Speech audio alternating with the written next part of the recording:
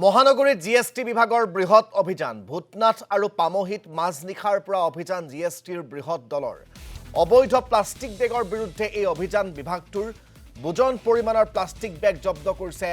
অভিযান কালত প্লাষ্টিকৰ সামগ্ৰী মজুত ৰখা গুদাম সিল কৰিলে জিএছটি বিভাগে প্ৰায় 5 কোটি টকা মূল্যৰ সামগ্ৰী জব্দ কৰিছে বিভাগটোৱে মেসাৰ্স এছআৰজি প্লাষ্টিক্স নামৰ প্ৰতিষ্ঠান আৰু গুদামত অভিযান জিএছটি বিভাগৰ সোটেলাল গুপ্তা আৰু বাবুলাল গুপ্তা নামৰ ব্যৱসায়ী দুজনৰ আছিল এই অবৈধ প্লাষ্টিকৰ সামগ্ৰীসমূহ চালানবিহীনভাৱে নিষিদ্ধ প্লাষ্টিকৰ বেগ সৰবৰাহ কৰা 3খন ট্ৰাক জব্দৰ পিছতেই ব্যৱসায়ী দুজনৰ গুদামত অভিযান জিএছটি বিভাগৰ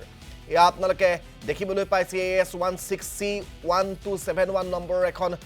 টাটা কোম্পানীৰ ট্ৰাক জব্দ কৰিছে আৰু এই ধৰণৰ 3খনকৈ ট্ৰাক জব্দ কৰিছে সেই জিএছটি বিভাগৰ অভিযানকাৰী দলটোৱে আৰু তাৰ পিছত প্ৰায় 5 কোটি টকা মূল্যৰ অবৈধ প্লাষ্টিক মজুত ৰখা অৱস্থাত জব্দ কৰিছে জিএছটি বিভাগে এই অভিযান চলাই আমি আপোনালোকক দেখুৱাইছো ভূতনাথ আৰু পামহিৰ সেই দুটা যি গুদাম আছে সেই গুদামত অবৈধ প্লাষ্টিক বেগৰ বিৰুদ্ধে অভিযান চলিছিল আৰু তেতিয়াই প্ৰায় 5 কোটি টকা মূল্যৰ প্লাষ্টিকৰ বেগ মজুত ৰখা অৱস্থাত জব্দ কৰিছে জিএছটি বিভাগৰ দলটোৱে বাবুলাল গুপ্তা আৰু সোটেলাল গুপ্তা নামৰ দুগৰাকী অনা অসমীয়া ব্যৱসায়ীৰ এই গুদাম দুটা আছিল বুলি জানিব পৰা গৈছে আমি গোটেই বিষয়টো সন্দৰ্ভত জানিবৰ বাবে এই মুহূৰ্তত জ্যেষ্ঠ সাংবাদিক ঋত্বিক কৌশিকৰ সৈতে পোনপটীয়াকৈ সংযুক্ত হৈছো ঋত্বিক কৌশিক এই প্লাষ্টিকৰ অবৈধ বেগ মজুত ৰখা এই দুটা গুদামত অভিযান চলিছে জিএছটি বিভাগৰ য'ত বৃহৎ পৰিমাণৰ সামগ্ৰী জব্দ কৰিছে আপোনাৰ পিছফালে জব্দ কৰা সেই ট্ৰাকখন দেখিবলৈ পোৱা গৈছে গোটেই কথাখিনি জানিব বিচাৰিম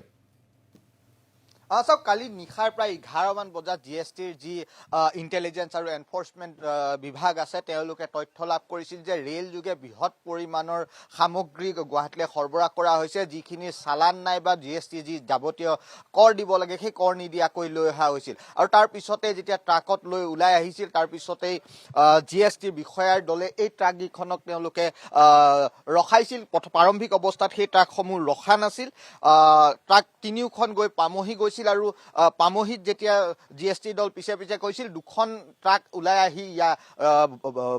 যি ভূতনাথৰ কালিপুৰৰ যি গুদাম আছে সেই গুদামত আহি তেওঁলোকে এই সামগ্ৰীখিনি নমাবলৈ চেষ্টা কৰিছিল আৰু সেই সময়তে জিএছটিৰ দলে এই দুখন ট্ৰাকো জব্দ কৰিবলৈ সক্ষম হয় আৰু তাৰ সমান্তৰালভাৱে পামহিটো ট্ৰাকখন জব্দ কৰিবলৈ সক্ষম হয় তাৰ পিছতে যেতিয়া গুদামসমূহ খোলা হয় গুদামসমূহত দেখা গ'ল এনেধৰণে প্ৰায়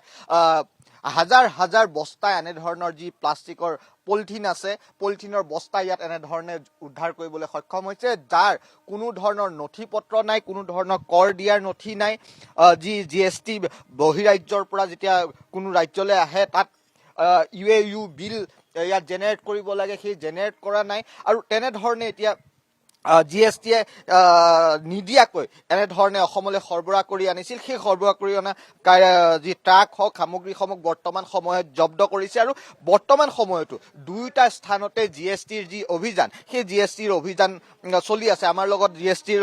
অধীক্ষকগৰাকী আছে অধীক্ষকগৰাকীক আমি আৰু জানিব বিচাৰিম কালি নিশাৰ পৰা আপোনালোকৰ অভিযান অব্যাহত আছে আপোনালোকে 3খন ট্ৰাক জব্দ কৰিছে দুটাকৈ গুদাম জব্দ কৰিছে পৰৱৰ্তী সময়ত এতিয়া আপোনালোকে আৰু কেনেধৰণে চলি আছে এতিয়া আমাৰ কোৱান্টিফিকেশ্যন কৰা হ'ব ইয়াত যিমান আপোনাৰ বস্তু আছে গুডছখিনি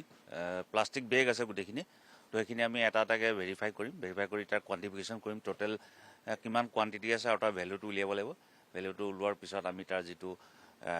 যিটো টেক্স আৰু পেনাল্টি হয় সেইটো আমি কেলকুলেট কৰিম সেইটো টাইম লাগিব আজি দিনটো মচুৰ লাগি যাব যায় কাৰণ যথেষ্টখিনি বস্তু আছে ইয়াত পাইছোঁ আমি অলমষ্ট এষ্টিমেটেড এতিয়া আমি দেখি পিনি অলমষ্ট 7,000-8,000 মান বেগছ আছে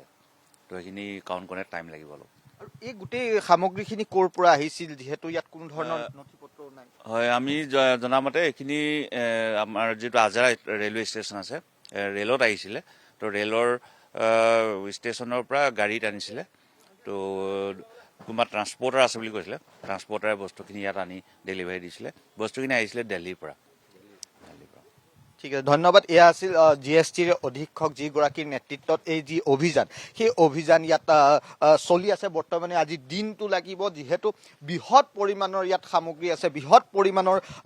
বস্তা আছে প্ৰায় 7-8 হাজাৰ বস্তা ইয়াত থাকিব যিটো এটা এটাকৈ তেওঁলোকে ওজন কৰিব তেওঁলোকে পৰীক্ষা কৰিব তাৰ বজাৰ মূল্য নিৰ্ধাৰণ কৰিব আৰু বজাৰ মূল্য নিৰ্ধাৰণ কৰাৰ পিছত